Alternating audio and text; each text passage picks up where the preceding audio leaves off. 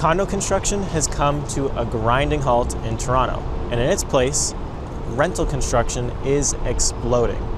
Over the last decade, the number of purpose-built rental units under construction has increased by nearly 900%. On the surface, that sounds like progress. More housing, more options. But here's what's concerning. The land and development resources that could go towards building condos, homes people can buy, are now going towards rentals. So while rental construction is rising to new highs, condo construction is sliding to new lows. It's solving one problem, yet creating another. Is there a balance that needs to be struck? Is Toronto giving up on homeownership or just reshaping it? And for context in this video, when I say condos, I'm talking about ownership housing.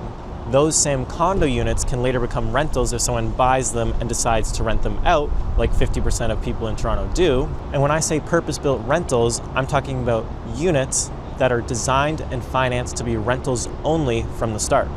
Unlike condos, purpose-built rentals can't be sold unit by unit. The entire building stays under single ownership. Now, the return and surge of rental construction that we're seeing is not being fueled by demand for more rentals. It's being fueled by government and financing structures that heavily favor rental development over condos. Unlike a new condo, which relies on individual buyers to pre-sell 70 to 80% of a building before they can get a loan to start construction, purpose-built rentals are pretty much financed entirely through federal funding programs and the CMHC. The main program that most rental developers use is CMHC's MLI Select. This offers rental developers up to 95% loan to cost with 40-year amortization and below market interest rates. Pretty good deal. These loans, of course, remove most of the financial risk that developers see, and so it makes building rentals far easier than building a condo, especially in today's market. And because of this, almost every major rental tower you see going up right now is federally funded. Hazelview recently secured one of the biggest CMHC MLI Select loans in history. They're using this for their development at Bloor and Dufferin. Thank God they're building 56 affordable units, though, to help that affordability crisis, right? Now, I do want to quickly jump in here because as I was editing this part of the video, something didn't really sit right with me. Hazelview secured one of the largest CMHC-backed loans for over 850 rental units, but only 56 of those units are affordable. And that confused me because CMHC's MLI Select program was and is advertised as a tool to support affordability. So I decided to dig into how they qualified.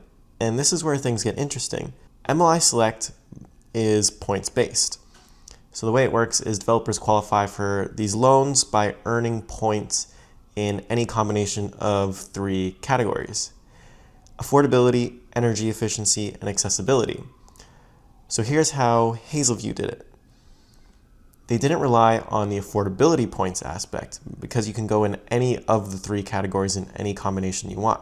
So instead, they maxed out on the energy efficiency category, earning the full 100 points, and then they added another 20 points through accessibility by meeting the Rick Hansen Foundation standards, which is a rating system for measuring building accessibility. And just like that, they're at 120 points, which is enough for the highest tier of MLI Select benefits. All of that without providing more than a very tiny fraction of affordable units. So this is how developers, especially the luxury rental developers, are accessing huge CMHC loans while providing virtually zero affordable housing. And look, this isn't wrong in the sense of breaking rules. They're playing by the rules CMHC created, but it does raise an important question. If a program marketed as supporting and helping affordability doesn't actually require affordability, then who is it really helping? Why is the government giving away money to build luxury rentals? But Hazelview isn't alone in this. Rental developers like Fitzrovia, Tricon, Minto, Dream, and others have all had large-scale rental projects funded by CMHC. In fact, according to CMHC's own rental housing development study, 84% of rental developers in the GTA now rely on CMHC-backed financing to build their projects. So on top of getting funded from the government, they also save money on GST and they get decades-long property tax discounts. So it's quite obvious that when the financial math overwhelmingly favors one type of development over another, the industry naturally shifts in that direction. Keep in mind that this is at the same time where condo construction, which has supplied most of Toronto's housing supply for decades, has hit rock bottom lows not seen since the 1990s recession era.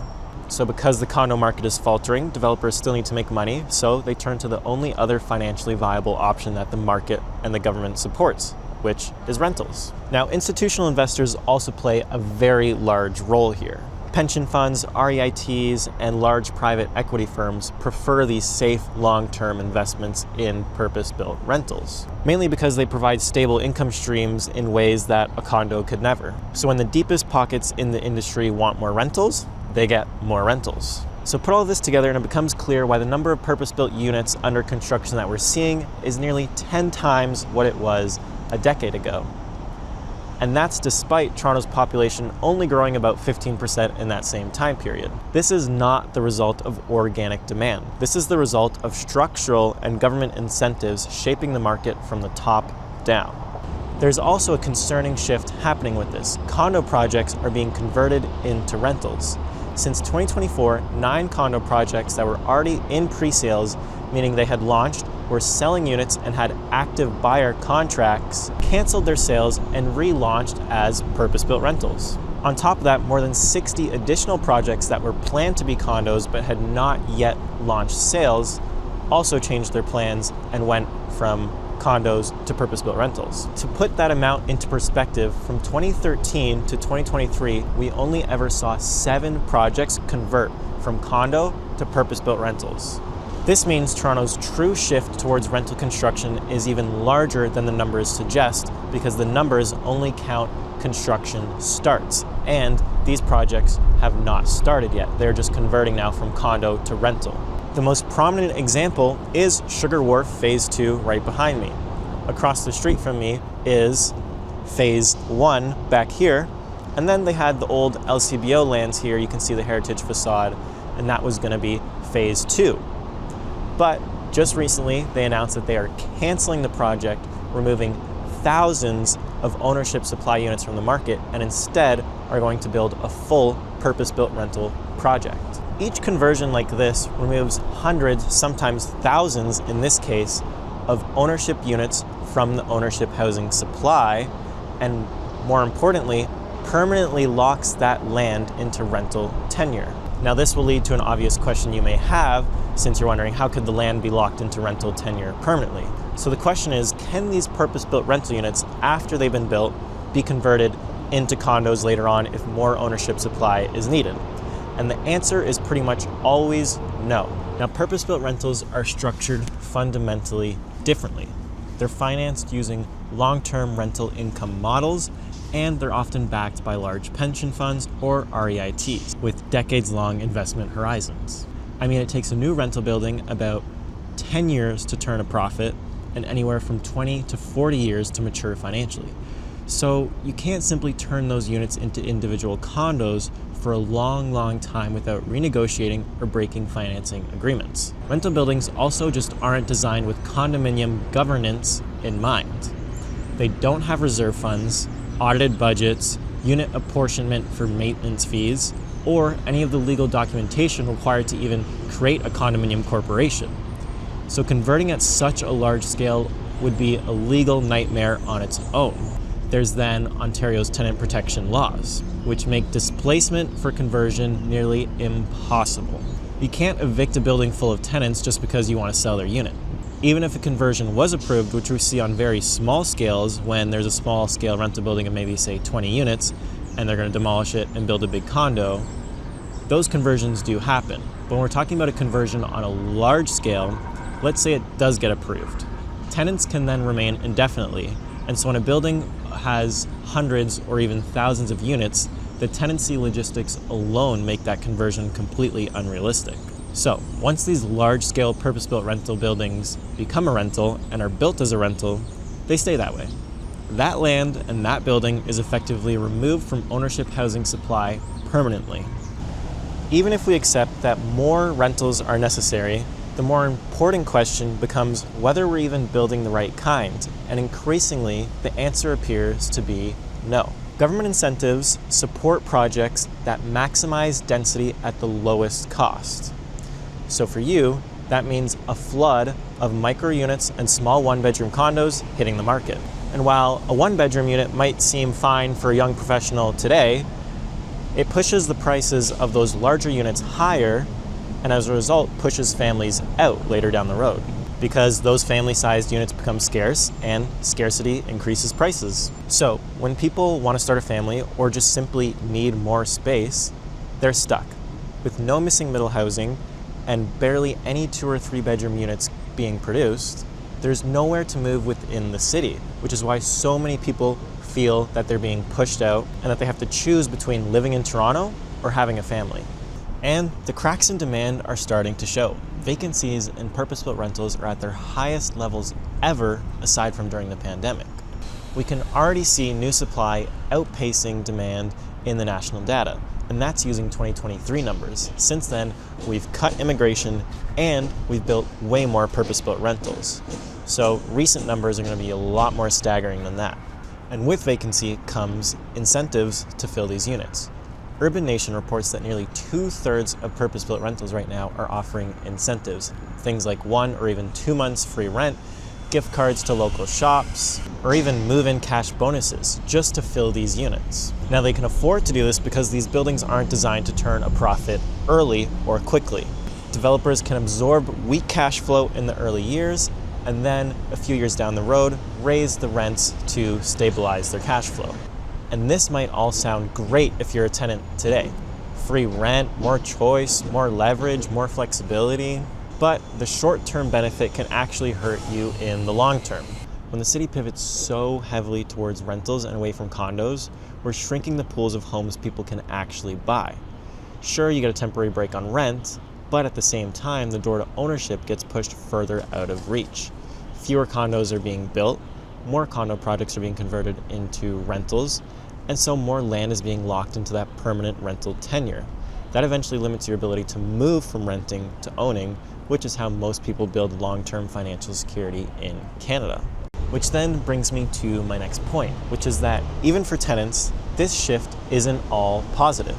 There's a narrative that purpose-built rentals are good for tenants because they're professionally managed. But when the rental market gets concentrated into the hands of a few massive companies, that alone comes with its own problems.